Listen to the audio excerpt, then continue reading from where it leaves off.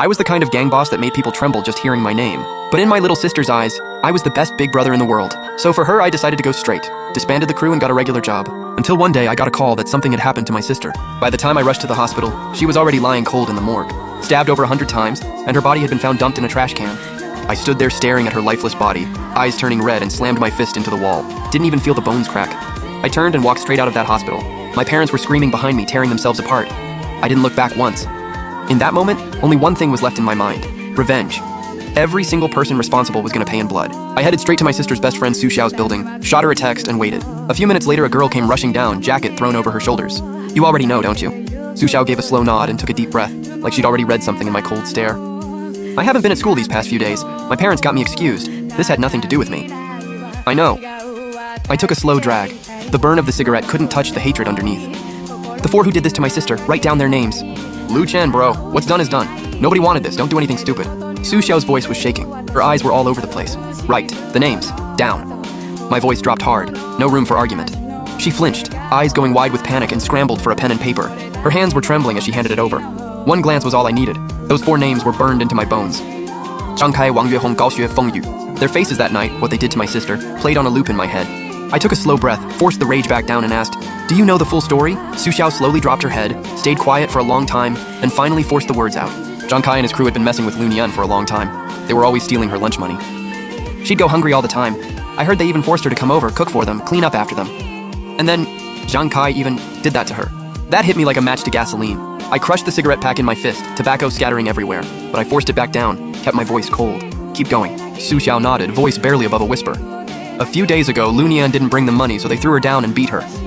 Forced her to get on all fours naked and bark like a dog, right there in front of everybody. The whole school came around to watch.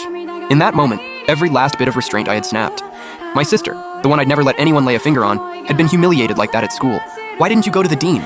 Wasn't Lu Nian your best friend? You just stood there and watched her get tormented, never lifted a finger. Su Xiao let out a heavy sigh, face full of helplessness. I was scared of them too. I wasn't about to mess with them. If I'd gone to the dean, what happened to Lu Nian would have happened to me next. I know she was my best friend, but there was nothing I could do. I'm devastated that this happened to her. I let out a cold laugh. Rage finally broke through what was left of my reason. I grabbed her by the hair and cracked her hard across the face. Su Xiao hit the floor, face drained white as a sheet, pure terror in her eyes. In that moment, she probably thought I was scarier than the four who'd actually done it. I pulled out my phone, crouched down, and held it in front of her face. Her eyes instinctively dropped to the screen. It was a message on Lu Nian's phone, never sent. Xiao Xiao, you've been avoiding me lately. I get it. You're scared of those four. I don't blame you. There's a gift for you in my drawer. No matter what, we're always gonna be best friends. My sister considered you her best friend until her very last breath. Even then, she was thinking about you. But you couldn't even find the guts to say one word to the dean. Reading those simple, warm words on the screen, Su Xiao completely broke down. All the guilt and pain she'd been holding in just exploded. She collapsed on the ground, sobbing her eyes out. I watched her without a shred of pity and walked away. When I got home, I found a woman I'd never seen before, dressed way too flashy, sitting in the living room. My dad, Lu Jianjun, rushed over and said, "Lu Chen, this is Lu Nian's homeroom teacher. Go to your room. We need to talk to her." I ignored him, sat down on the couch, and lit a cigarette. My trembling fingers gave away what I was really feeling. The teacher, Liu Mei, shot me a disgusted look. Then she started talking. About Lu Nian. Everybody at school already knows. The school has officially ruled it an accident. My dad kept giving me looks, telling me to stay calm and let her finish. I dug my nails into my palm and forced the rage down. Liu Mei tossed a paper on the table. "This is the settlement offer from the other family. Look it over. No issues. Sign it. I'd advise you not to blow this up. It won't end well for you. The other family has serious pull. This offer is already more than fair. Take the deal while you can." My dad picked it up and barely glanced at it. I leaned in. The number stared back at me. 200,000 yuan.